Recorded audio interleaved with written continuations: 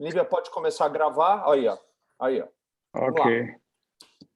lá. Pessoal, primeiramente, boa noite a todos. Muito obrigado aí pela presença de vocês, né? Eu estou como diretor científico aqui da nossa regional, na nossa nobre regional Santa Catarina, da SBOT, né? Representando aqui, então, a parte catarinense aqui da SBOT, sob a presidência do Dr. Henrique Eisenberg, né? Então, nós vamos dar continuidade àquilo que a gente já iniciou desde o começo do ano, que são as chamadas reuniões da educação continuada para o especialista, né? Essas reuniões elas são bastante específicas mesmo, esse é o tom delas, serem reuniões para o especialista, né? Aliás, né, Henrique, nós estamos dando muito privilégio para a coluna, né? Que nós já tivemos uma reunião muito interessante sobre diagnósticos diferenciais de lombalgia, né? Nós já tivemos a escoliose idiopática e no curso também da própria reunião pediátrica, científica, né? Da pediátrica, né? E hoje, com certeza absoluta, a síndrome da cauda equina, que também é uma entidade bastante rara, né? Mas específica também, que é para o especialista de coluna, né? Que entre as nossas subespecialidades, né? Da nossa especialidade de ortopedia e traumatologia, com certeza é uma das subespecialidades mais complexas, né? Mais difíceis, como a sua própria, né, Henrique, são que exigem muito mais treinamento do ortopedista, né? Então, eu vou passar a palavra ao nosso presidente, né, Dr. Henrique Eisenberg, para dar boas-vindas a vocês.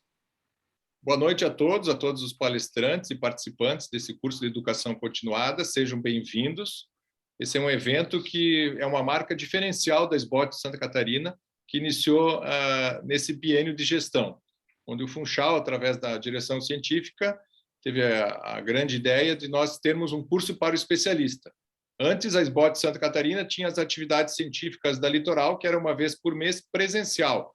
A gente começou a fazer uma descentralização pelas cidades do estado e a gente conseguiu em torno de 8 a 9 reuniões. Agora, com o curso de imersão mais atividade científica da Litoral, nós temos uma agenda de 18 eventos para o ano de 2021 e 18 eventos para o ano de 2022. Então, houve um enriquecimento científico de grande valia.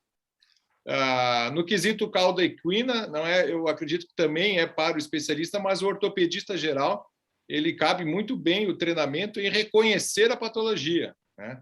Lógico que o tratamento é com o especialista, mas em pronto-socorro, todos nós aí que cuidamos de residência médica de ortopedia e traumatologia, sempre é muito bom a gente estar com nossos residentes discutindo, aprendendo e revisando, porque isso, quando tu consegue fazer o diagnóstico precoce, é de grande valia para o especialista realizar o tratamento. Sem mais delongas, gostaria de passar a palavra ao Diogo, que é o coordenador, nosso joinvilense foragido, né, Massaneiro? Foragiu de Joinville, abandonou pai e mãe e se instalou na ilha, né? Diogo, seja bem-vindo, boa condução, boa Obrigado. Obrigado. Queria agradecer o Henrique, agradecer o Funchal, agradecer os 3 palestrantes, aí, o Marco Sonagli, o Thiago Casas, o Dr. Carlos Massaneiro. Bom, o tema, então, hoje é o nosso curso de Educação Continuada da SBOT de Santa Catarina, o módulo de coluna. Nosso tema, então, é a síndrome da cauda equina. Eu acho que é importante, claro, ter a parte do especialista, mas a parte do reconhecimento da doença é importante. Esse é um dos dramas que está publicado em artigos, justamente essa questão do tempo de diagnóstico até chegar ao especialista. Então, é uma coisa importante. Antes de você, eu já vi que você já ia entrar. Antes de a gente começar, sempre é interessante, a gente gosta muito de fazer uma foto. Henrique, se vocês pudessem abrir a câmera, né, para a gente poder tirar uma foto inicial, e aí eu já vou liberar você para você começar, tá? Então, todo mundo que puder e que quiser, logicamente, abrir a câmera para a gente tirar uma foto inicial e depois a gente faz a continuidade. Então, vou dar mais um minutinho para quem quiser abrir. Só mais um minuto. Tudo Anduja. bem, pessoal? Anduja. Aí, ó, pessoal trabalhando e participando. Então, vou tirar uma foto, pessoal, todo mundo sorrindo. Muito obrigado. Diogo, boa condição para você, tá? Voltamos no final aí para a gente conversar e se despedir. Bom trabalho a todos. Obrigado, Funchal, obrigado. Bom, então vamos dar início. Então, a gente começa com A primeira aula é a aula de introdução ao tema e anatomia com o Dr. Marcos Sonagli, nosso colega cirurgião de coluna, ortopedista lá de Chapecó. Então, vou pedir ao Sonagli que compartilhe a tela com a gente. Vou desligar aqui o meu microfone. Sonagli, tá por aí? Tá contigo. Vamos lá, gente. Tá todo mundo vendo minha tela aqui? Deixa eu só começar a reprodução. Bem, primeiro, boa noite. É um prazer estar aqui com todos vocês, né? Primeiro, obrigado pelo convite, parabéns pela SBOT Santa Catarina. E é um prazer estar junto com o Dr. Massaneiro, com o Thiago, né? Com o Diogo, e vamos compartilhar um pouquinho agora mais sobre uma introdução ao tema, sobre a caldequina, porque ela não é tão comum.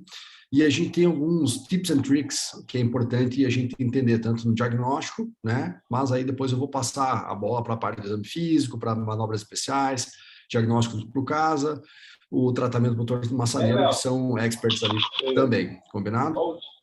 Então, eu não tenho nenhum conflito de interesse, né? Só para deixar o meu disclosure não, eu olhei claro. Já, eu paguei 2,85 na áudio aquele dia, né? Tá 2,19 hoje. Então, tem algum áudio aberto? Não fiz. Não. Comprei mais. Eu estava esperando cair mais. Eu achei consegue que ia desativar mais o áudio do Leonardo? E eu tô com zero caixa para botar. Obrigado. Aí, vamos dar sequência. Vamos lá. Então, primeiro de tudo, gente, é importante a gente fazer a definição anatômica, né, do que é a caldequina. Então, aqui eu trouxe um artigo de revisão de 2017, no qual eles tentaram fazer uma definição entre o que é um trauma na região de cone medular e o que é um trauma e uma lesão na caldequina.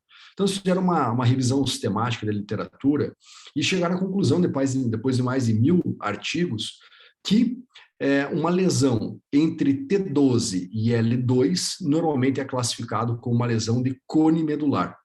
E a lesão da caldequina em si, ela é uma lesão que ocorre entre a L3 e L5, mas vai envolver uma lesão neurológica da L3 até a S5, que é o último vértebra sacral.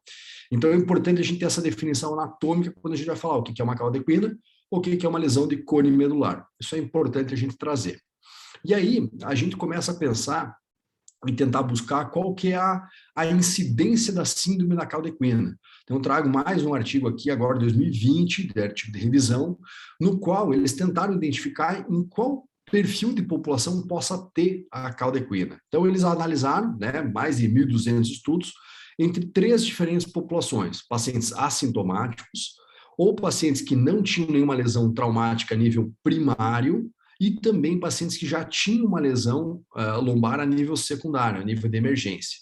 E você veja que a incidência é 0,3 a 0,5 por 100 mil por ano nos pacientes da comunidade assintomática. É muito, muito baixa a caldequina nos pacientes assintomáticos. Nos pacientes que tinham lesão não traumática lombar, já no nível de setup de primary care, né, de primeiro atendimento, também é muito baixa, 0,08. E aí 0,20 a gente tem quando a gente está analisando uma população já num setup de atendimento secundário. Então, a incidência real que a gente tem da caldequina, ela é muito baixa. Isso é importante a gente definir. Isso é uma questão da literatura... Isso não está passando aqui a minha... Aí. Isso é uma questão de literatura mundial. E aí a gente tem um estudo que a gente tem que valorizar o time brasileiro, vamos pensar assim nos estudos que a gente tem aqui, e é um estudo que foi feito, né, no IOT da USP, um estudo retrospectivo, tá, de entre 2005 e 2015, eles tentaram identificar daqueles pacientes que tinham caldequina ou bexiga neuropática, da onde que veio. E o fato é que eles não conseguiram identificar exatamente a causa, né? Então, eles colocaram que o resultado é uma doença tão rara, a incidência global é muito baixa, eles não conseguiram identificar naquele estudo, mas também eles entenderam que, por causa disso, né, o atraso no diagnóstico a partir desse momento também pode ser uma causa muito grande por um número de sequela. Então, a gente está trazendo um pouquinho a epidemiologia da caldequina, já trazendo uma correlação com o desfecho, né? Então, por ser muito raro, muita gente não consegue fazer o diagnóstico adequado, e aí quando vê, a gente só está tratando uma sequela de caldequina. E aí aqui a gente traz um outro estudo, que é um estudo polonês, mostrado já em 2007, que eles conseguiram identificar alguns fatores maiores da epidemiologia da caldequina e de lesão no cone medular. Então, a incidência anual é de 3,4 para 1,5 milhão, né? E a prevalência de 8,9 a 4,5 por 100 mil da população. Então, são muito poucos estudos que a gente tem sobre realmente a epidemiologia da caldequina. Por quê? Porque a gente não consegue saber isso dependendo do set, né? Se eu sei se é o paciente assintomático, se é no primary care, se é no atendimento secundário, a gente não consegue identificar. E aí eu gosto de trazer um pouquinho mais sobre a aula sobre anatomia. E por que eu estou trazendo essas imagens que a gente tem aqui da coluna lombar? Por quê? Porque normalmente as lesões na caldequina vão se estabelecer justamente ali. A gente já viu que é entre L3 e L5, né? Obviamente comprometendo as raízes de L3 até S5, a raiz sacral, mas é uma questão de conteúdo e continente. Né? Então, eu tenho que também entender um pouco do meu continente, de como é que é meu canal vertebral, qual que é o meu diâmetro que eu tenho, o espaço que eu tenho ali para as minhas raízes da caldequina transitarem. E como que é esse meu perfil? Então, é importante a gente estudar isso na anatomia. Tanto o tamanho, numa ressonância, ou pode ser uma tomografia, obviamente, né, com mensuração, do corpo vertebral, versus o tamanho do canal vertebral, que ele se encontra mais do que 50% do tamanho do corpo vertebral, e a gente também muitas vezes tem o tamanho, né, a espessura não é questão de diâmetro aqui, é uma questão de tamanho do saco tecal. Tudo isso influencia quando a gente está avaliando um paciente com uma caldequina, e até na tomada de decisão, depois o doutor Massaneiro vai passar para a parte de tratamento. Além disso, quando a gente vai fazer uma análise do canal medular, a gente tem algumas variáveis que eu já falei. Então, que podem influenciar, tipo, o tamanho do pedículo vai influenciar diretamente no tamanho do canal vertebral. Então, o tamanho AP do canal vai variar por causa disso. Outra variação anatômica que a gente pode ter é o ângulo da lâmina. Quanto mais agudo eu tenho esse ângulo, mais fechado for esse ângulo, menor é o diâmetro ou o tamanho do meu canal vertebral. Então, aqui a gente já sabe que quando eu tiver, né, uma angulação mais que 45 graus, dependendo também de outras variáveis como o tamanho do pedículo, o meu espaço ali dentro vai ser um espaço menor. E conforme a gente tem que entender que dentro do canal, além das estruturas ósseas, eu também tenho as estruturas de partes moles. E aqui, em especial, a questão do disco, que vai abaular, vai invadir a área do canal, e também o espessamento do ligamento amarelo, que isso vai fechar minha área cross-sectional, que a gente chama. Então, toda vez que eu já tenho menos que 75 milímetros de área do canal, a gente já tem uma estenose maior. O que faz isso?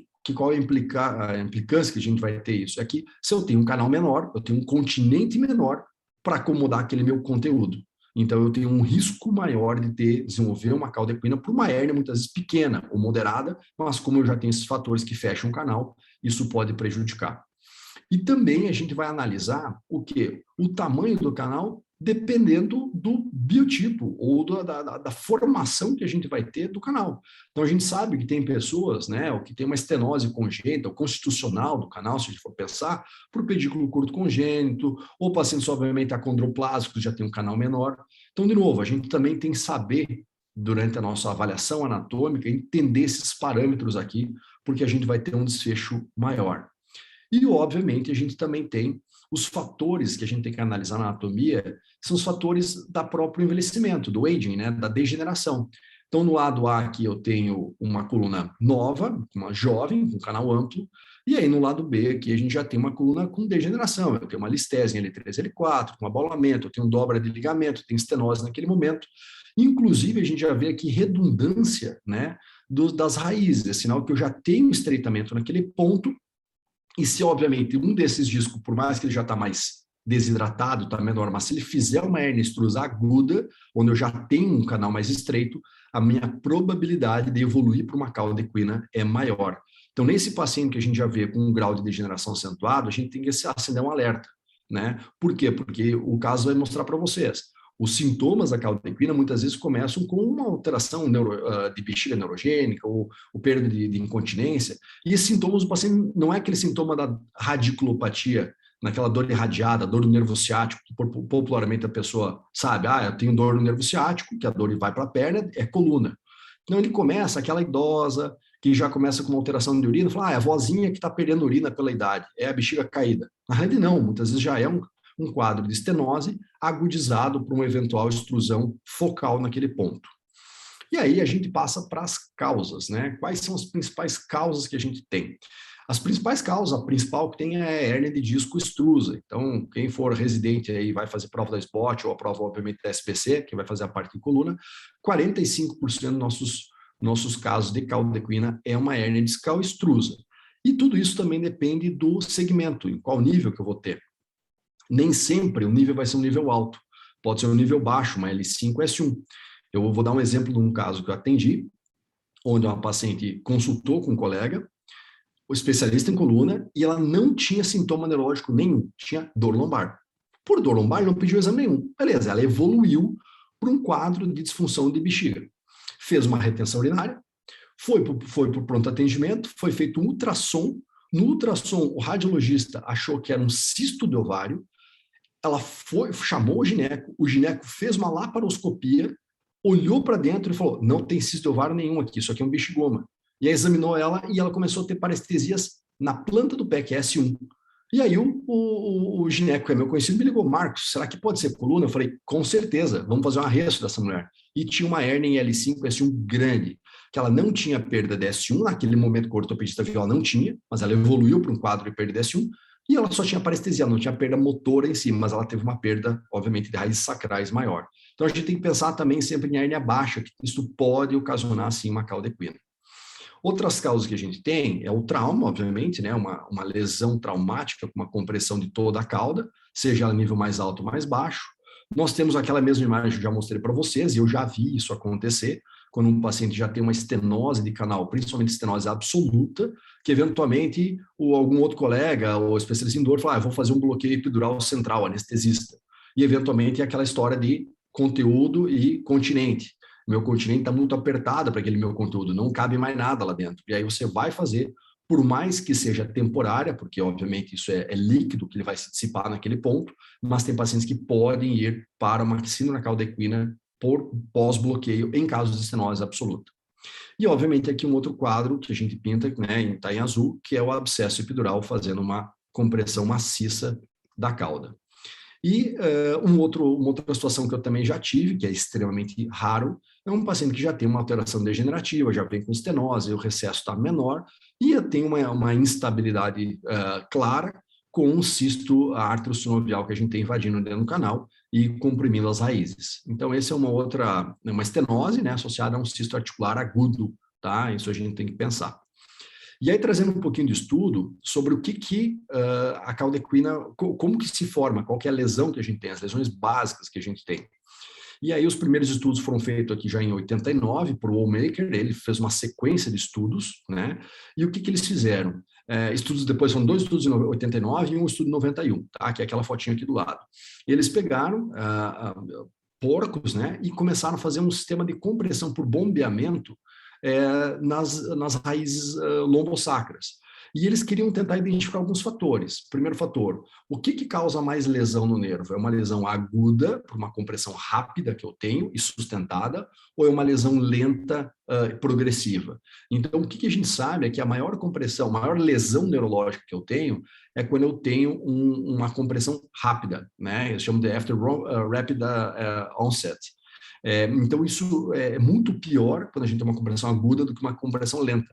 Isso também explica um pouquinho por que a gente tem aqueles casos de idoso com estenose absoluta e você acha que vê o canal fechado completamente e o vozinho entra caminhando no teu consultório e vai fazer um exame neurológico, no máximo tem uma parestesia. Ele vai ter aquela audicação neurogênica, ele vai ter aquela cãibra à noite, ele vai ter aquela parestesia à noite, mas ele não tem um déficit neurológico franco. Por quê? Porque o déficit neurológico principal ocorre depois de um evento agudo, que é o contrário daquele paciente jovem, adulto jovem, está com aquela hérnia zona extrusa, que comprime uma raiz L5 e o dedo cai. Né? Então, só para poder explicar isso. E o que também os estudos mostram é que o edema intraneural, né, ele é mais formado, é mais comum ter esse edema, essa lesão, nas raízes nervosas do que nos nervos periféricos, tá? E outro estudo que eles deram sequência, eles foram os estudos microscópicos, né? Então eles começaram a entender, tá, ok, eu já entendi que uma lesão aguda é pior, de rápido onset é pior do que uma lesão lenta, né? Isso já entendi. Já percebi que nervo periférico versus raiz, né? A raiz é pior. E o que acontece de forma microscópica? Então, vai acontecer isso aí. A gente vai ter uma liberação de TNF, né, alfa, isso vai aumentar a capilaridade endoneural, você vai fazer edema, você vai começar a trazer toda uma sequência de leucócitos para dentro, vai começar a fazer agregar e vai começar a gerar um trombo. E a hora que você gera um trombo, você piora ainda mais o estado vascular da raiz, e aí você entra num quadro de isquemia e, obviamente, uma necrose. Então, queria, de forma rápida, aí, que foi me pedido, queria agradecer aqui o Dr. Diogo, esses dias a gente foi operar junto ali, junto com o Papa, e passar agora a bola para o Thiago e para o Massaneiro, e depois voltar com o Diogo, mas a parte básica da caldequina é importante a gente deixar claro. Feito, gente, obrigado. Marcos, muito obrigado pela aula aí, muito obrigado mesmo. Bom, agora a próxima aula é a aula de exame físico diagnóstico, com o Dr. Thiago Casas, também ortopedista, cirurgião de coluna de Itajaí. Thiago, puder compartilhar a tela com a gente? Obrigado. Deixa eu compartilhar aqui, ver.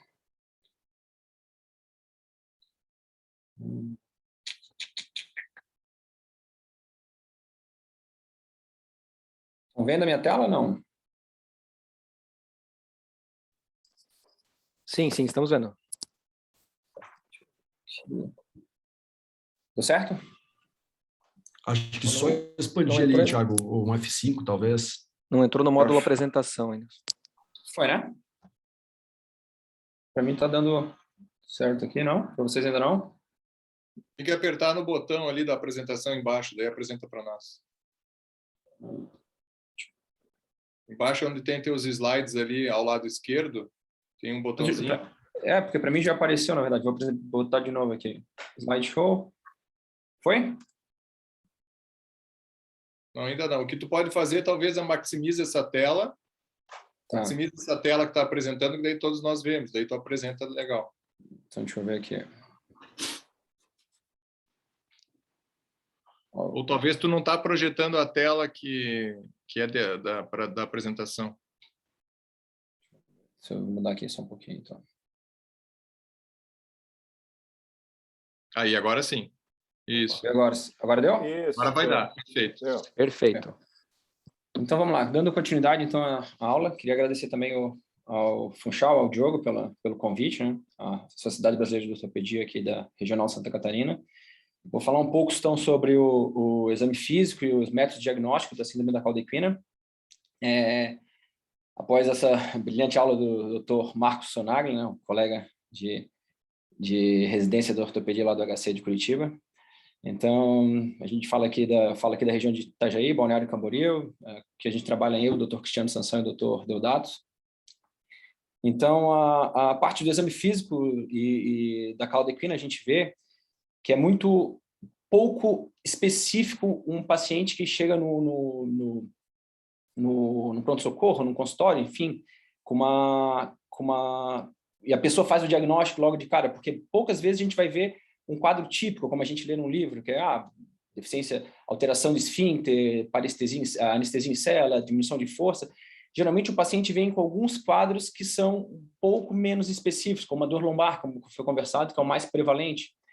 Então a gente vê que um paciente com uma dor lombar aguda, uma radiculopatia uni ou bilateral, é um paciente pouco provável de a gente imaginar como até por ser uma patologia muito rara, de a gente imaginar que seja alguma coisa relacionada principalmente à caldequina.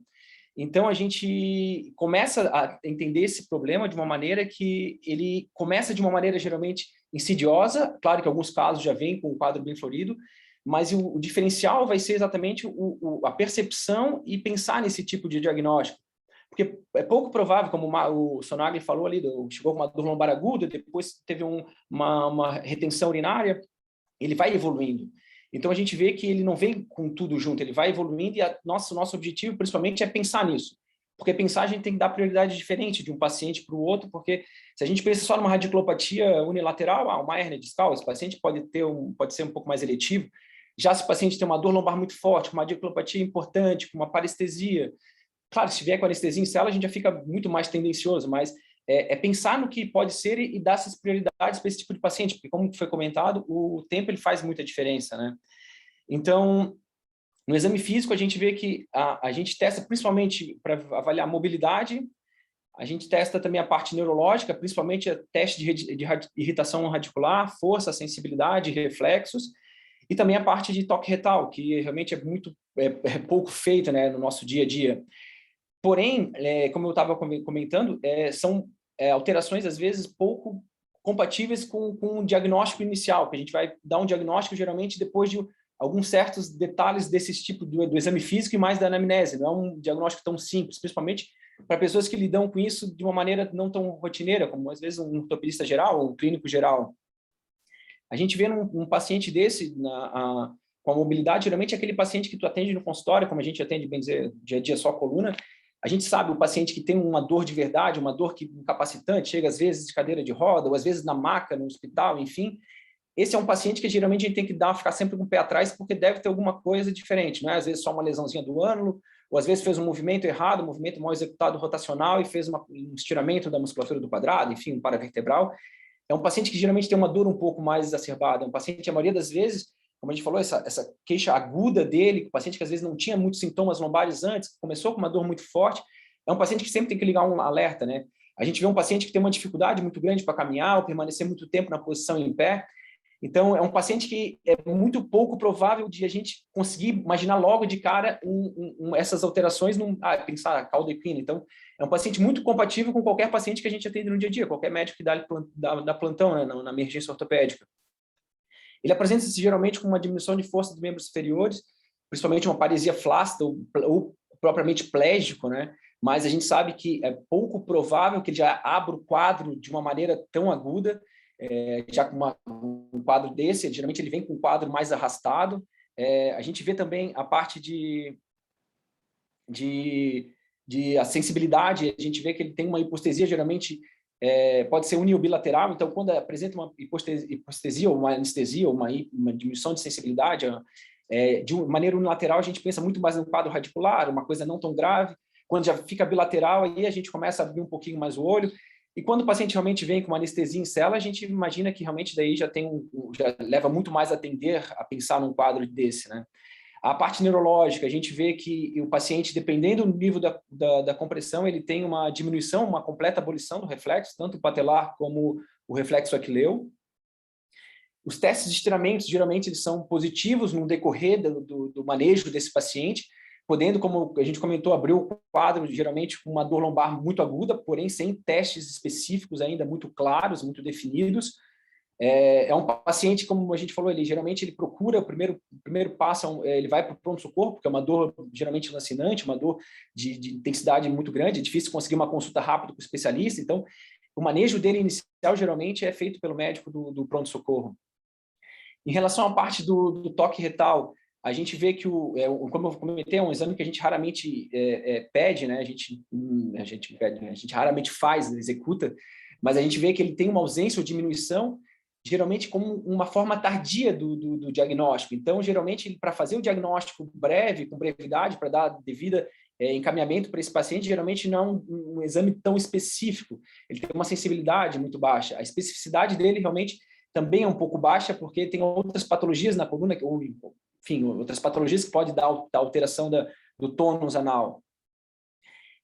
Alguns atores já orientam até fazer alguns tipos de screening com tração vesical fazendo parte do exame físico. Por quê? Porque a gente imagina que esse paciente ele tem que chegar o mais rápido possível para a gente, para o médico especialista, porque é ele que vai dar a definição da conduta.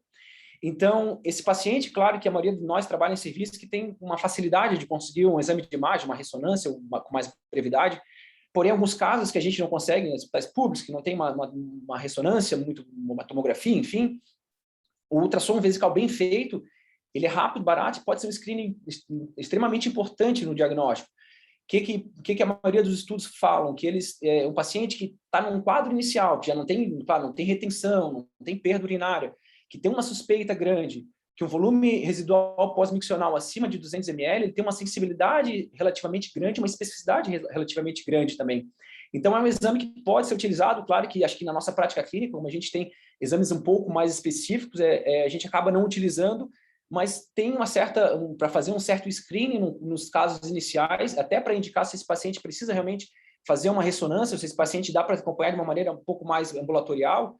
talvez seja um ponto interessante de se pensar, principalmente para casos de localidades ou de hospitais que às vezes não têm uma estrutura tão grande que consiga fazer exames um pouco mais específicos a curto prazo, que não tenha uma ressonância muito rápida para fazer. Então, o diagnóstico desse tipo de paciente não muda nada do que a gente aprendeu na semiologia. É relacionado à anamnese, ao exame físico e aos exames de imagem. Então, é aquele paciente que tem uma dor aguda, que começa a ter alterações, e às vezes o paciente não sabe, dependendo do intelecto do paciente, não sabe exatamente falar o que a gente quer ouvir, porque não tem aquela receita de bolo que o paciente vai falar, não tem anestesia em cela, diminuição de força, tive retenção, tive perda urinária, enfim. Às vezes o paciente não consegue explanar de uma maneira tão clara e a gente acaba que, às vezes, deixa um pouco passar na anamnese, às vezes a gente tenta muito mais ser mais imaginológico, a gente tenta fazer muito mais imagem hoje em dia, então a gente acaba perdendo um pouco dessa parte da anamnese. O exame físico, como eu mostrei, às vezes ele não é tão específico, porque dependendo do tempo dessa lesão, a gente às vezes acaba não encontrando muita alteração, e as alterações às vezes são compatíveis com qualquer outro tipo de patologia da coluna, como uma hérnia discal foraminal, enfim.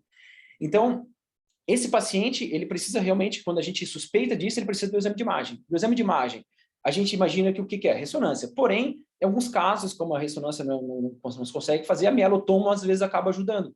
Porém, o exame invasivo, ultimamente pouquíssimo utilizado, hoje em dia a gente sabe que raramente a gente acaba usando, mas é um exame que em alguns casos, para pacientes que às vezes têm uma contraindicação, que a gente não tem uma ressonância muito rápido para conseguir fazer, a gente consegue talvez ter uma boa orientação do nossa próxima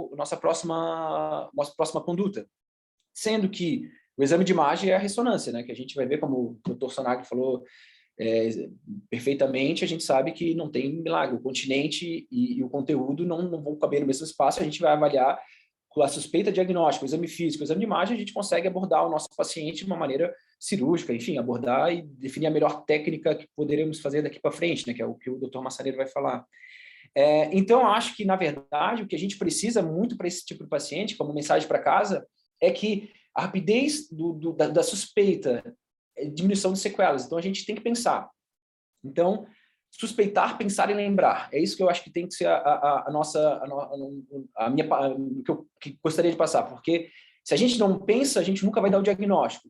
Então, aquele paciente que tem uma dor um pouco mais forte, que tem uma alteração de sensibilidade, que às vezes não pega um dermatólogo específico, uma perda de força bilateral, que não é comum de uma radiculopatia, é um paciente que às vezes a gente precisa a distinção e tentar dar uma maior brevidade, tentar aqui, como a gente tem a retaguarda de coluna no hospital, a gente trabalha, a gente faz a retaguarda, então, geralmente o colega interno, a gente pede, geralmente o paciente tem alterações neurológicas, uma dor muito forte, a gente deixa internado para investigação, enfim, porque a gente sabe que tempo é coluna, tempo é medula, tempo é lesão neural, então a gente sabe que quanto antes a gente conseguir tratar, a gente sabe que mais rápido esse paciente volta à sua atividade, com menos sequelas, e a gente sabe que quanto mais demora esse tipo de tratamento, que a maioria das vezes demora muito tempo a gente conseguir chegar nesse paciente, esse paciente chegar a gente conseguir dar um desfecho, a gente sabe que esse paciente vai ficar muito tempo, assim, a estrutura que ele vai ter que ter é muito grande para conseguir reabilitar uma bexiga neurogênica, um paciente com um plégico, com cadeira de roda. Então, eu acho que a gente tem que sempre pensar, suspeitar e lembrar desse tipo de diagnóstico,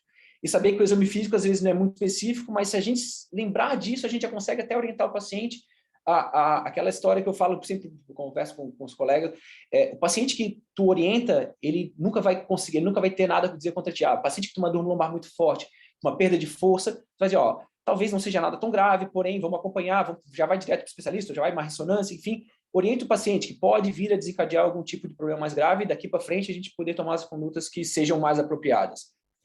Eu acho que é isso. A parte do exame físico ele fica um pouco mais difícil em relação, porque ele é muito pouco específico para isso, mas acho que é mais ou menos, a gente tem que sempre lembrar o que a gente precisa.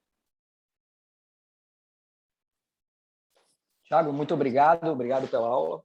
E, bom, dando seguimento, agora a gente vai falar com o Dr. Carlos Henrique Massaneiro, que dispensa apresentações, mas para os que eventualmente não conhecem os residentes, Dr. Carlos é ortopedista de Joinville, cirurgião de coluna, já nos brindou com muitas e muitas aulas, então já foi presidente da Sociedade Brasileira, então queria chamar o Dr. Carlos Massaneiro para falar sobre o tratamento, compartilhando a tela com a gente. Obrigado, Dr. Carlos. Obrigado todo o pessoal aí, todos nós conhecidos, né? Diogo, eu tomei a liberdade eu não vou fazer uma aula, porque para fazer uma aula, tudo que os colegas já falaram ali, vamos dizer assim, vamos operar. That's it. Acabou. Correto, correto. Então, certo? Então, eu não vou, não.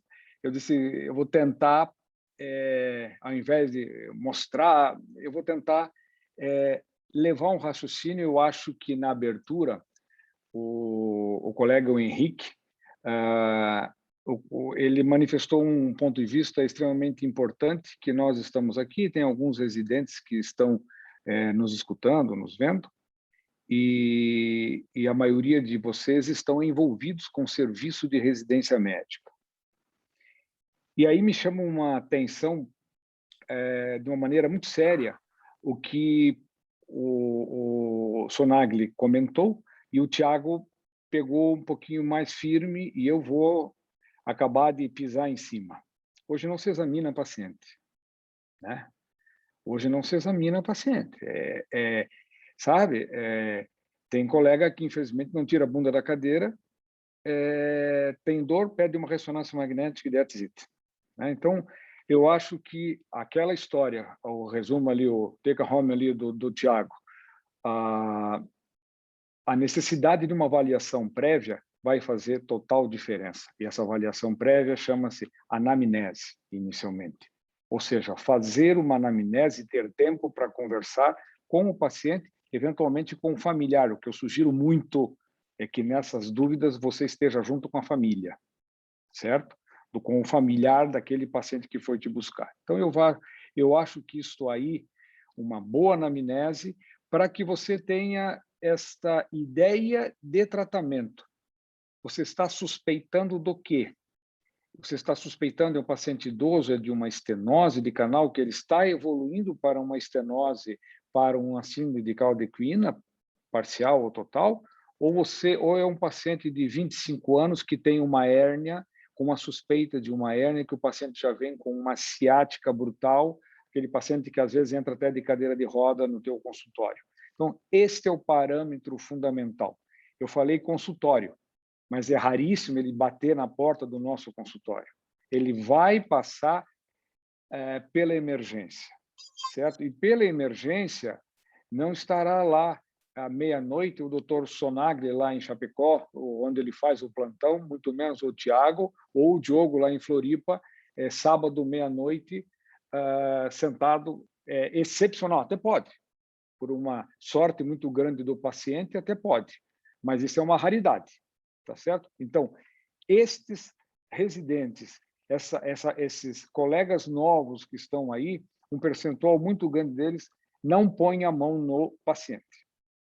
Tá? Então, essa é a primeira dica, é forçarmos um bom exame físico, inicialmente uma boa anamnese e um bom exame físico. Isso eu vejo como crucial para, a partir daí, se ter uma ideia correta do que se vai fazer. Tá certo? Muito bem, a partir do momento que você fez a anamnese, colheu principalmente a pergunta clássica, como iniciou? Há quanto tempo? Isto é algo que vem já de dias, semanas? Ou ontem, não, doutor, ontem eu estava bem e hoje eu estou desta forma. Isto é crucial, esse time é crucial, tá certo? Então, você diferenciar de início lento e início agudo. Primeiro tópico que você tem que ter já no teu histórico para se saber. E o tipo de dor, ou seja, a irradiação, que você vai analisar de uma forma adequada com o exame físico, motor e sensitivo. Se você não fizer isto, você vai estar com uma grande chance de se ferrar, tá certo? A partir daí, eu faço de rotina. Eu tenho visto muitos pacientes que chegam no meu consultório com uma ressonância magnética por várias causas. Eu digo, o senhor fez o raio-x? Não fiz o raio-x.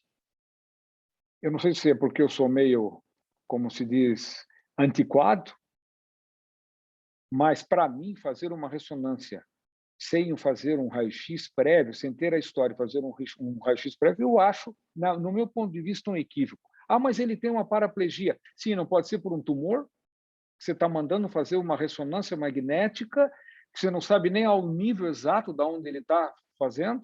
Então, é muito... Eu já tive surpresas. Eu estou falando isso, ao invés de eu falar uma aula, que eu já tenho N aulas de tratamento de caldo equino, que vai se resumir na cirurgia, o que eu estou querendo chegar é nesse aspecto que eu acho que chama muito mais atenção. É você ter esse tipo de atenção de conduzir de uma forma adequada.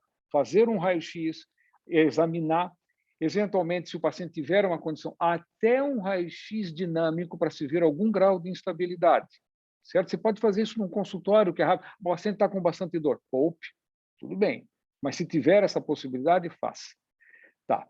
Aí você chegou num determinado ponto que você quer fazer uma ressonância magnética. Doutor, meu pai fez uma cirurgia de aneurisma cerebral há não sei quanto tempo e não pode fazer a ressonância magnética. Muito bem. Fazer a anjo-CT, joia. Anjo-CT, desculpa, mielo-CT, perfeito. Agora, se você puder fazer uma mielo-CT dinâmica, só que você vai chegar para um colega radiologista, eu quero uma mielotomografia dinâmica. O cara vai falar, o quê?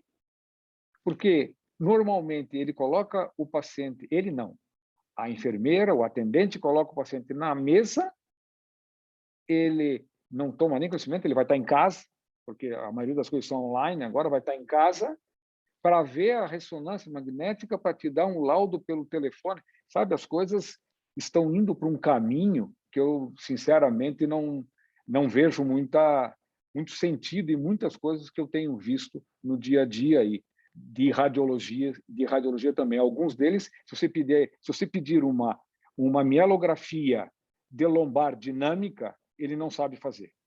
E isto te dá uma baita de uma ideia do grau de compressão. Certo? É exceção, mas quantos de vocês não podem fazer a ressonância magnética? Tá certo? Não estou entrando nem no aspecto financeiro, tá? Então, chegou a ressonância magnética, você vai ter que ter uma ideia, como o Sonagli comentou, da anatomia. Você tem que ter uma ideia onde é que o canal é mais estreito, onde há um conflito de conteúdo, para você ter... Será que aquele conflito, quantas vezes, meus amigos, vocês já pegaram, o colega acabou de comentar, pega uma baita de uma estenose que o paciente entra assintomático. Ele entra por uma lombalgia. Doutor, mas eu caminho todo dia 2 quilômetros com uma estenose grave, entre aspas, certo? Uma estenose severa radiologicamente, mas clinicamente, doutor, o paciente, eu caminho, eu tenho dor lombar. Eu tenho visto isso com muita frequência agora, eu estou fazendo bastante intervenção, tenho visto isso com muita frequência. O paciente é assintomático para dor radicular. E não, temos que operar, mas operar o quê? Vai operar estenose assintomática? Esse é o meu ponto de vista, tá certo? Então, você ter a correlação exata entre o estudo gráfico, o estudo de imagem e o sintoma do paciente. Isto é fundamental. Isto é fundamental. Eu fiz toda uma sequência aqui para eu não perder o raciocínio. A partir daí, você tem as duas situações. Não é só isso, mas nós vamos falar basicamente no paciente mais crônico, com estenose de canal, e o paciente agudo. Tá?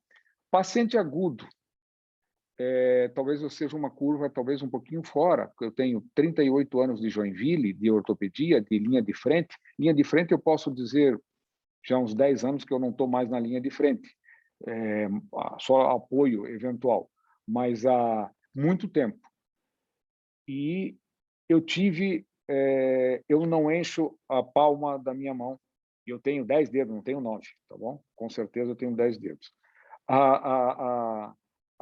Eu não encho os 10 dedos de pacientes. Não porque eu evitei, não, é que não chegou a mim. Porque eu concordo, a estatística é muito baixa.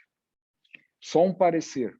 Eu tenho muito mais medo de uma hérnia extrusa L4, L5 do que L5, S1. Eu não tive caso L5, S1, de hérnia aguda, síndrome de cauda equina aguda L5, S1. Depois trocar ideia com os colegas que estão aí, eu não tive.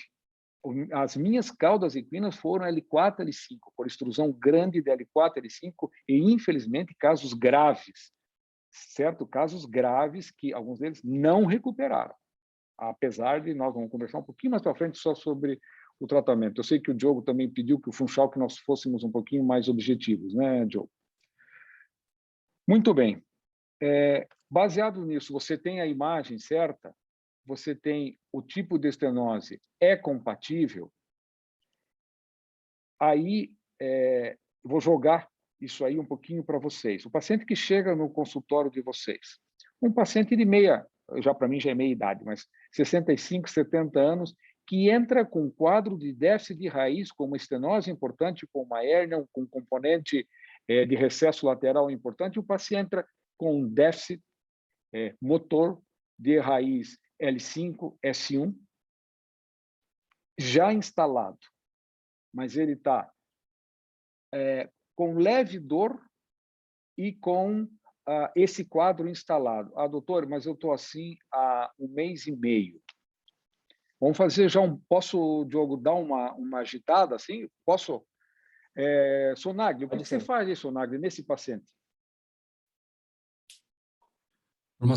Deixa eu entender, um paciente de meia idade tem estabilidade, já tem uma 65. Doença... Não, ele não tem estabilidade, mas ele tem 65 anos, ele tem já uma coluna com uma estenose importante e ele tem um comprometimento de raiz já instalado.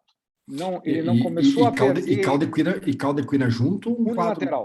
Unilateral, caldequina unilateral. Do lado onde está a hérnia e ele está com o pé caído. Tá certo? Ele está com o pé caído e com parestesia. Vamos deixar o microfone aberto, fazer o meu objetivo é esse mesmo, é cutucar vocês com a vara curta. Tá entendendo? Bem, vamos lá. O que a raiz precisa é ar, né? Ar, digo assim, ar do cirurgião. Quando a gente entra e aborda e vê ela, é ar que está entrando. É isso então, que eu não quis, fazer grande laminectomia, né? Todos nós vamos fazer isso, vamos estabilizar se estiver instável, tal, mas eu quero saber o dia a dia de vocês. Você está entendendo? Eu acho que o Diogo, o Funchal me convidaram com um pouquinho mais de experiência. Eu acho que talvez meu filho esteja quase na idade ali do Tiago, do pessoal jovem aí. O que você faz? Bem, eu fiz uma sábado. Eu fiz uma sábado à tarde. Fiz 2 cirurgias de hérnia sábado à tarde e uma domingo de manhã, de urgência.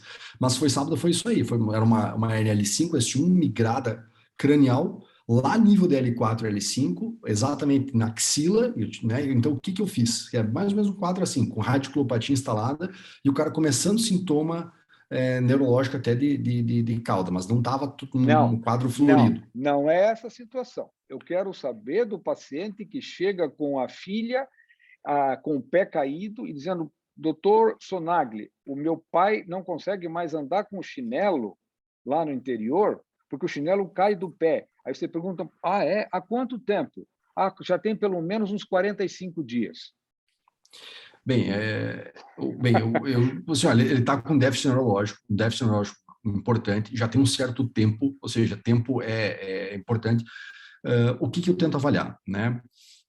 É uma caldequina? Não. Então, eu não tenho uma urgência para fazer ele amanhã, tá? Então, o que acontece? Eu indico a cirurgia, indico fazer a descompressão daquela raiz, seja eu faço uma laminotomia expansiva de 2 níveis, que é o que eu fiz sábado, L5, S1 até L4, L5, eu quero ver essa raiz livre, unilateral, não estou fazendo uma laminectomia ampla. Isso. Claro, se eu consigo tirar todo aquele fragmento de hérnia e ver a raiz livre, perfeito, é isso que eu faço, eu causo menos instabilidade. Mas se eu estou com um quadro um pouco mais arrastado, e o cara tem condições, eu falo: olha, vamos fazer uma eletromil, apesar que a eletromil não vai mudar a medicação, tá? É uma questão de comprovação de grau de lesão de raiz pré. Até isso tem uma implicância até... Implicação legal até, né? Perfeito. Então, mas o que eu faço? Eu indico a cirurgia, o que ele precisa? Precisa fazer uma descompressão dessa raiz. Como que eu vou fazer? Qual que é a abordagem? Qual que é o nível? Eu preciso dar ar para essa raiz. E eu tento fazer isso da forma... que eu consiga tirar o máximo de conteúdo e abrir mais aquele continente. Mais ou menos isso. Com o mínimo de instabilidade e lesão secundária.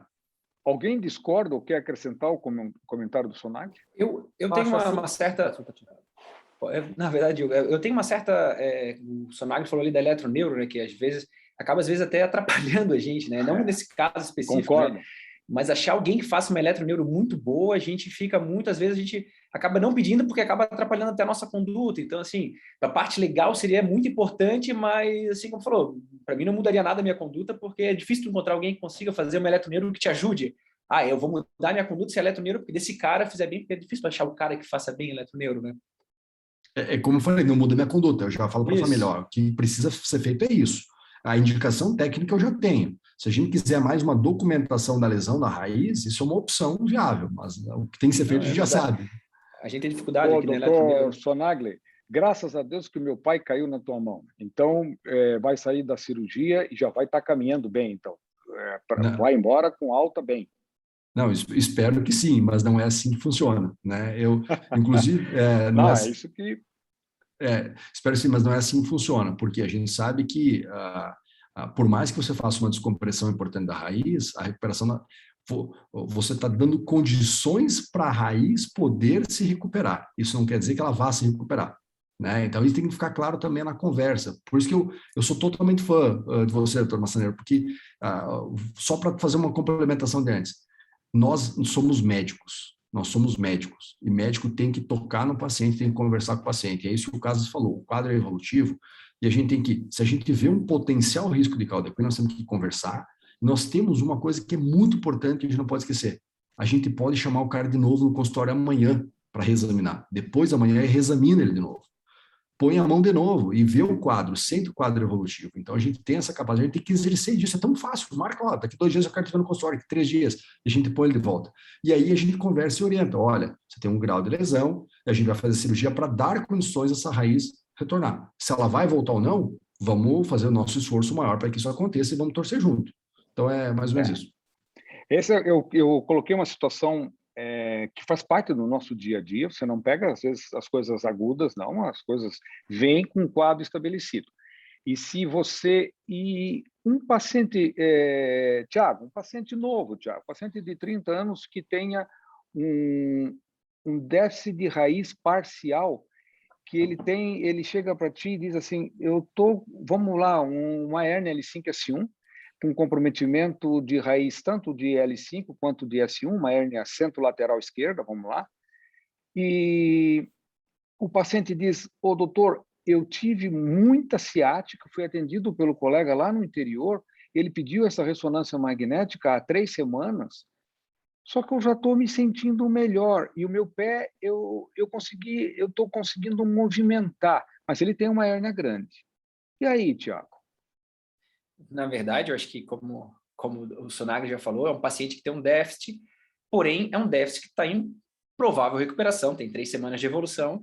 Eu sou muito conservador nas minhas condutas. Geralmente, eu trato o paciente, o que o paciente vem me mostrar, não trato o exame, né? Então, assim, uma hérnia grande, para mim, não me assusta se o paciente também, como aquela história do senhorzinho de 80 anos, com uma estenose absoluta, que não está conseguindo caminhar aqui na praia em Balneário, a gente vai deixar ele caminhar. Agora, claro, um paciente com uma hérnia grande, jovem, tu tem 3 semanas de evolução, tu sabe que até 6 semanas tu tenta levar o paciente geralmente, né? Então, a gente orienta, como eu comentei na minha aula, com exame físico, uma força grau 4 mais, enfim, tem uma melhora que ele vem relatando, é muito fácil, como o Sonagli falou, tu tem um contato do paciente, tu orientar ele, pode ser que tenha uma probabilidade a gente precisar fazer um tratamento cirúrgico, mas vamos esperar, daqui 2, 3 semanas tu volta, a gente reavalia, enfim, porque a dor melhorou, não tem indicação de fazer nenhum tipo de procedimento por causa da dor. O déficit neurológico está em recuperação, então eu não vejo indicação nenhuma de abordar um paciente baseado só no exame de imagem. Eu vou entrar com o caso, porque a gente já vai continuar o tratamento, que o caso vai ser, claro, o tratamento. Eu vou entrar com o caso, se vocês, turma, concluindo, a gente entra com o caso. Esse era o meu raciocínio, exatamente. Eu acho que o Diogo possa trazer essa confusão que se tem e que se tende a operar o exame e não o paciente, sabe? E que você muitas vezes dá uma chance ao paciente. Concordo com a colocação dos colegas, tanto o Sonagli como o Tiago, você tem que ter o paciente na mão. Na mão é endereço, você estar absolutamente localizável, porque independente lógico, não é para todo mundo, mas independente do paciente, que seja particular, seja convênio, mas uma situação que você tem o feeling que aquilo lá possa complicar, põe essa família, põe esse paciente junto com você. Divida isso. Isso é eu não quero ser incomodado no sábado à noite. Deixe o endereço, deixe o celular com ele, com a família, com a filha, com a mãe, com o pai, alguém que tenha esse contato. Isso é fundamental. Diogo, só um instantinho, só um detalhe que eu, há mais ou menos entre 15 a 20 anos atrás, eu tive um caso onde o paciente tinha uma pequena hérnia, mas uma pequena hérnia extremamente sintomática, tal, e eu pedi para o colega anestesiologista fazer um bloqueio epidural aqui, no Hospital Dona Helena. Ele fez o bloqueio para mim, me telefonou: Márcia, já fiz o bloqueio, tal, você dá alta? Eu digo: não pode deixar, que eu estou passando a tarde, aí já dou alta. Quando eu estou, antes de passar a tarde, o residente passou. O residente passou, me telefonou apavorado: doutor Massaneiro, o paciente está paraplégico. Digo: como paraplégico? Não, eu não operei, o paciente só fez um bloqueio. Aí telefonei para o anestesiologista e falou: não, fiz um bloqueio normal, sem nada a mais. Fui lá, larguei tudo, fui lá examinar, o paciente estava paraplégico. Paciente paraplégico. Entre aspas, franqueou A, nada. Motor sensitivo, nada. Digo: pelo amor de Deus, desce o cara, vamos botar na ressonância agora. Isso eu junto. Quando nós fomos passar o paciente da maca para a mesa cirúrgica, o paciente: olha aí, doutor, olha minha perna. Começou a mexer a perna. Na virada do paciente da mesa, da maca, para a mesa, da ressonância magnética. Eu digo: acho que a gente faz bastante bloqueio, tu vê isso bastante nos bloqueios que a gente faz, né? Espera aí. 24 horas, às vezes. Eu digo: o que nessa época, Tiago, eu não fazia. Aí, porque isso foi feito pelo anestesiologista. Voltamos a colocar o paciente em decúbito dorsal na maca, ele ficou paraplégico novamente. Tá certo? Fizemos a ressonância, era um baita de um hematoma que o paciente tinha feito. Um baita de um hematoma, tomando todo o espaço. Eu não vacilei aí entre esperar absorver, não. Subi, fiz a laminé, drenei, o paciente... até hoje é uma pessoa que eu tenho contato, ele é professor de inglês aqui em Joinville, a gente está sempre conversando e tal, mas foi uma coisa... quando a Sociedade Brasileira de Coluna fez o primeiro evento com o NAS, que foi um evento que nós fizemos em conjunto lá em Nova York, eu fiz um paper desse papel e dessa situação e levei.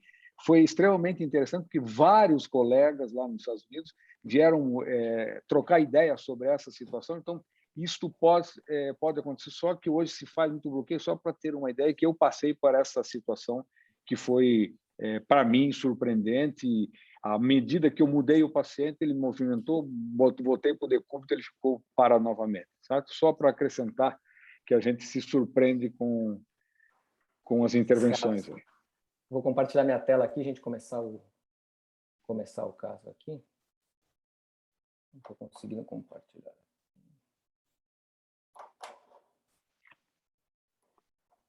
Então, a gente tem 10 minutinhos finais aqui para discutir o caso. Opa. Bom, então a gente vai falar um caso aqui, claro, síndrome da caldequina, né? Esse é o nosso caso. É um paciente de 47 anos, paciente magra, uma dor lombar intensa há 15 dias, isso era agosto de 2019. Um IMC normal, como eu falei, não fumava, uma dor importante na perna direita. E ela refere para mim que em alguns momentos do dia ela tinha parestesias na região perineal. Tá? Eu perguntei para ela, eu pergunto, pergunta minha de rotina para os pacientes, eu pergunto como é que está urinando, se tem alguma dormência na região perineal. Então, ela falou que estava fazendo um pouquinho de força para urinar. Essa era a parte dela. Eu pedi a ressonância. Só, Diogo, isso já é um red flag ali, né, Diogo? A hora que você pergunta isso aí, isso é um red flag. O paciente que já acusa alguma dificuldade urinária, pode ser por N problemas, mas junto com a dificuldade urinária, sensação parestésica, aí nós já temos a ideia, raiz sacral baixa, opa, tem alguma encrenca aí, né? E aí é interessante porque realmente, assim, os casos, isso é importante para os residentes, a gente teve poucos casos que foram aquela caldequina completa, realmente, anestesia em cela, o paciente sondado, e você chega lá. A maioria dos pacientes são casos assim, eles estão entrando em caldequina. Então aqui, o exame de ressonância, quer dizer, eu gosto de botar essas imagens aqui do coronal, que a gente vê essa enorme massa comprimida. Isso aqui tudo era hérnia, tá? Acreditem em mim. Tudo isso aqui é uma hérnia bastante nova, né? E aqui a compressão, justificando que a dor estava mais na perna direita, o fragmento bastante volumoso. Eu queria perguntar para vocês agora, a gente já sabe que vai, assim, quer dizer, esse caso, ela ainda, alguns momentos, ela urina, normal, eu perguntei para ela naquele momento, se assim, ela não, tem uma parestesia na região do períneo, mas não está agora, de vez em quando fica, de vez em quando não fica. Como é que vocês conduzem esse caso? Quer dizer, ela não está numa caldequina absoluta, a próxima data cirúrgica possível, eu sei que todo mundo vai descomprimir. Então, tenho duas perguntas para vocês mais objetivas. Quer dizer, se vocês preferem descomprimir e já fazer artrodese, se vocês fazem só a descompressão, num caso como esse. Esse é um L5 e L1, doutor Massaneiro, que o senhor pediu aí, ó. Sim. Foi o caso sem querer, mas foi o L5 e L1. Então, queria saber se vocês fazem descompressão e fazem artrodese junto, quer dizer, isso. E outra coisa, o tempo dessa paciente. Ela está entrando em caldequina, mas ela não está nesse momento. Ela faz força para urinar, o períneo fica parestésico, às vezes depois não fica. No momento do consultório não estava. Tá? E aí? Eu vou... você está colocando uma situação parestésica com uma baita de uma hérnia, um paciente relativamente jovem.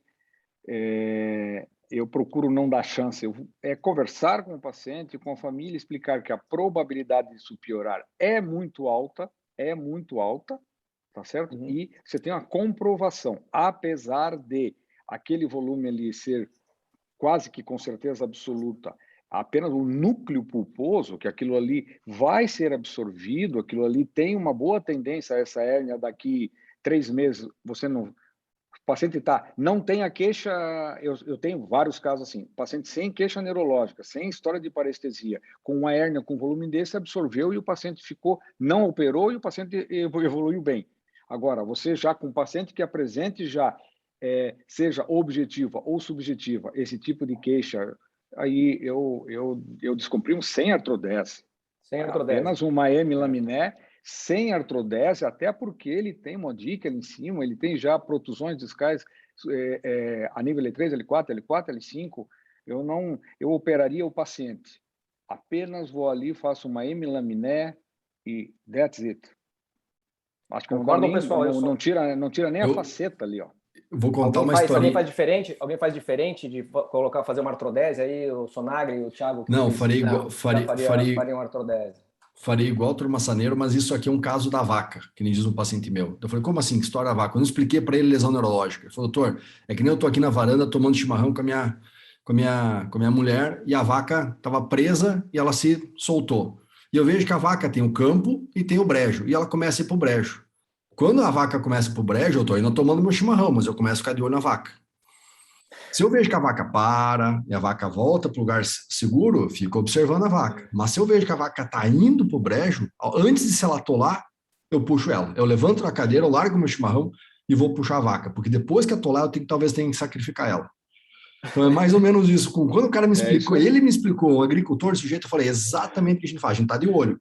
Se a gente vê que o negócio, antes de atolar, puxa. E é mais ou menos isso que o doutor Massaneiro falou. Essa paciente, ela tinha meu celular, tudo, porque eu já operei o marido, toda a família, como o doutor Massaneiro falou, na verdade. Ela, o marido e a filha, todos têm meu celular. Bom, a conduta a gente já sabia que operar, né? Então a gente já está aqui operando. Bom, e aí eu fiz a cirurgia, como vocês falaram, fiz uma hemilaminectomia, uma dissectomia, L5-S1, usei um sistema tubular, nesse caso, hoje, é discutível se poderia fazer por vídeo ou não, um vídeo...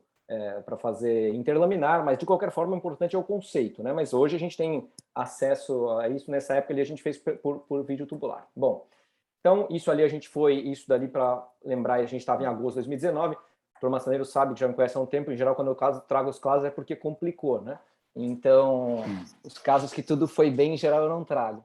Então, nas nossas discussões. Então, ela maio de 2020, ela volta, dor agora nas duas pernas, ela ficou super bem nesse período, dor nas duas pernas, parestesias perineais piores, ela tinha ficado bem, porque a gente tem que lembrar do efeito devastador da parte urinária nesses pacientes que ficam com sequela, ela ficou bem, ficou sem sequela, e agora ela está fazendo bastante força para urinar, ela me chega numa sexta-feira, né, fazendo retenção já em alguns momentos. E aí, só para a gente não alongar muito, aqui está a ressonância nova dela, né?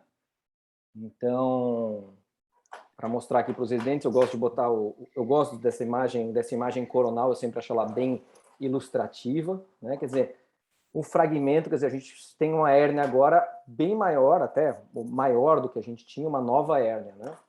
Quer dizer, aqui a nossa entrada, por onde a gente entrou na última cirurgia, e aqui uma lesão anular bastante grande, né? E agora, pessoal? Então, recidiva de hérnia com recidiva da síndrome da cauda equina. E aí? A recidiva de hérnia acontece só com quem opera, ponto. Sim, né? sim. Agora, uma hérnia, existem coisas, Diogo, que a gente, como eu estou extremamente envolvido com a intervenção, tá? Então o pessoal fazendo micro aqui, o Acácio, o Laufer estão numa pegada forte das cirurgias também, minimamente, certo? Mas a minha experiência, no ver aquilo ali, há uma limitação do campo. Aquilo ali, você entrando, você deve ter tirado, eu brinco com os colegas aí, com os residentes, você deve ter tirado um marisco aí de dentro. Sim, fiz uma laminectomia grande, aqui dá para ver a abertura aqui, ó, da laminectomia, aqui a gente foi até a faceta, foi tudo. Eu fiz. Pois então, isto pode acontecer, mas eu acho que a limitação de você fazer ela tubular, aí eu gosto de ver, enxergar, curetar, porque ele não tem, é diferente daquela hérnia que tem a protusão, que você tira o ápice e as coisas se resolvem. É uma hérnia muito grande. Não estou dizendo que eu sou adivinho que ia voltar, que ia recidivar. Não, mas essa é uma situação que aí acontece e talvez se tivesse feito uma hemilaminé, vamos usar o old fashion aí, a probabilidade de você ter uma visão, eu vi que vocês estavam com lupa, a probabilidade de você ter uma visão melhor, maior, mais ampla, fazer uma dissectomia, entrar com as pinças maiores e ressecar mais, talvez tivesse sido melhor. Agora, isso acontece, isso não tem como, né? E então, aí já é outra história, né? E agora, gente, doutor Marceneiro, agora podemos botar uns implantes aí? O que nós fazemos? Fazemos a laminectomia de novo? Diogão, agora... vou opinar então aqui, tá? Oi? Mas eu vou opinar e vou provocar o doutor Marceneiro também. Eu gosto de trazer casos que complicam, que casos bonitos vocês têm, eu sei que vocês são ótimos cirurgiões. Cara, caso difícil, caso ruim todo mundo tem, pelo amor de Deus, sabe disso. Eu gosto de trazer para congresso sempre o que me trouxe, o que me colocou em dúvida, os pacientes que me desafiaram, os casos que me desafiaram. Quem não teve recidiva de hérnia, então, porque não operou hérnia de disco. É isso aí. Verdade. Bem, o que eu acho legal a gente discutir, sabe, que eu vejo assim, ó, tá bom, tem que entrar, tirar todo esse fragmentão, liberar a raiz, tudo mais. Primeira pergunta, fixa ou não fixa? Né? A segunda pergunta, eu já tenho alguma coisa na minha cabeça, mas eu quero ouvir de vocês. Fixa, aproveita e já fixa L4, L5 para não voltar nunca mais essa coluna. E o mais importante, por onde que se aborda essa hérnia zona? Se descomprime a outra lâmina do outro lado, porque me parece que ela está vindo um pouquinho para a axila da S1 ou da L5, da S1, acredito, do outro lado, ou entra também central, via faceta, né, da outra? Eu acho que eu abordaria pelo outro lado e já ortodesaria. O doutor Landim lá no Unicamp falava assim, nós estávamos o primeiro caso do Diogo ali, a primeira sintoma dela era uma síndrome da cauda equina incompleta, né? Agora ela está completa, né? Então o Landim falava sempre assim, síndrome da cauda equina, ele é um pouco mais, acho que é um pouco mais antiga até que o Massaneiro, é igual a artrodese, abre tudo, limpa tudo e vê tudo e fixa tudo, ele falava. E claro, uma completa dessa, não tenho dúvida, se fosse no meu paciente, talvez falar, vamos só tirar o fragmento, não, eu abriria tudo e fixava com certeza só esse nível, 4-5 não mexeria, deixaria mais para frente se precisasse, no futuro próximo talvez, mas não agora. E tu entraria pela esquerda ou entraria através da faceta da direita ali, ó, entrar via faceta, porque ali é uma área virgem, ó, tá vendo, ó? Digamos que faz uma pequena osteotomia da faceta da direita, daí você cai na faceta de baixo, entraria pela esquerda. Abriria tudo, fazia uma laminectomia esquerda, abriria tudo, veria o fragmento, tiraria, tu vê que a cauda está lá esmagada, veria todo esse fragmento, acho que teria que ser uma coisa bem um pouco mais agressiva, talvez, né? Teve que ser agressivo. Eu acho assim, o que me levou, o principal, claro, recidiva, essa questão de você já ter a fibrose, né? Como eu gosto daquela frase do Emiliano que diz que a fibrose é a vingança do corpo contra o cirurgião. Então, eu acho que essa é mais ou menos isso. Então, a abordagem contralateral foi isso. A lesão anular maior do que meio centímetro, para mim, é uma das coisas que me chamam para artrodese, né? E foi isso que a gente acabou fazendo. Ela ficou super bem, a paciente ficou bem. Então, a gente acabou partindo para uma artrodese, algo bem tradicional mesmo, quer dizer, e basicamente foi isso que foi feito. Pessoal, Você entrou ali pela esquerda, Diogo? Eu entrei pelo contralateral, só não sei se o raio-x está virado. Pode ser que esteja virado aqui.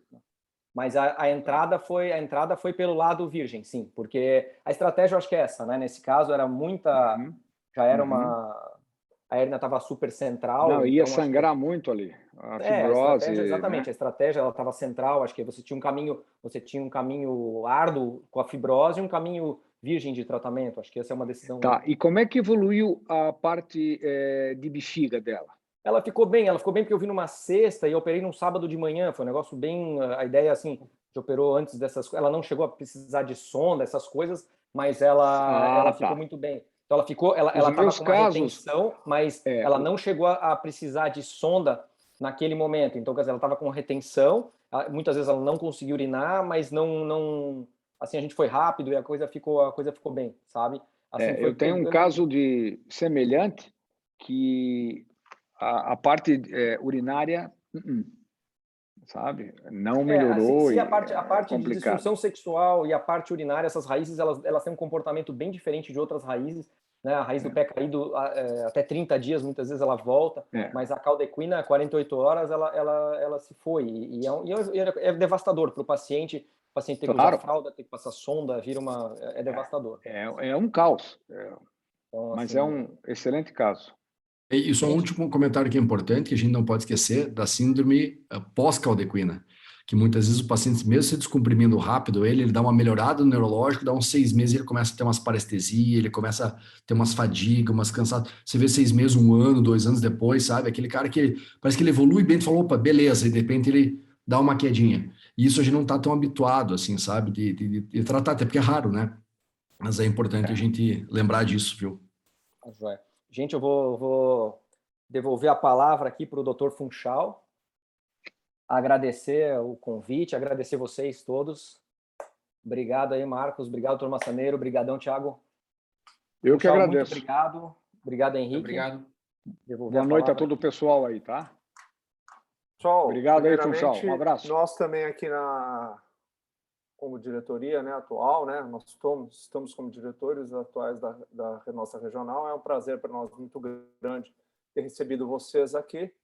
Dizer que essas atividades elas só ocorrem graças aos apoios que nós temos, como é o do próprio Hospital Baiaçu, né, que faz o nosso apoio de transmissão da reunião, né, além dos nossos apoiadores, que é a Médica, né, e a Hospitalia, que são empresas aí que realmente estão também nos dando esse suporte. Mas, logicamente, nada disso aconteceria se não fosse pela presença de vocês, que são os nossos sócios, né, da nossa regional aqui de Santa Catarina, né, e agradecer imensamente ao Diogo por toda essa brilhante aí organização da reunião científica aqui da educação continuada para a especialidade da coluna, né? E, óbvio, a gente sempre, como a gente finaliza, né, antes de dar uma boa noite a todos vocês e agradecer por todo o tempo e pelas brilhantes aulas que foram feitas, né? E, logicamente, como no começo já foi comentado, isso é muito mais do que só para um especialista de coluna, mas para todos nós como ortopedistas e principalmente para aqueles que trabalham em pronto-socorro. A gente gosta de agradecer e a gente sempre acaba brindando vocês de uma forma assim animada, né? Com um retrato animado de cada um de vocês. Né? O Diogo vai receber todos os retratos animados e depois vai presentear cada um de vocês pelo WhatsApp, né? A gente agradece imensamente, né? Esses desenhos aí são feitos pelo meu filho, né? Que é então um artista. Que legal, bem legal. Não, pode ficar tranquilo, Massaneira, eu vou mandar para você, não precisa tirar foto, você vai receber a tua própria e vai ser exposto também no Instagram, né, da SBOT Santa Catarina, exatamente essa mesma moldura aí que eu apresentei a vocês. Diogo, Show. Massaneiro, Thiago, né, Sonaglia, muito obrigado aí pela presença de vocês, muito obrigado pela presença também de todos que estiveram aqui, né? E até daqui 15 dias que nós temos a nossa reunião científica da sociedade. Tá certo, pessoal?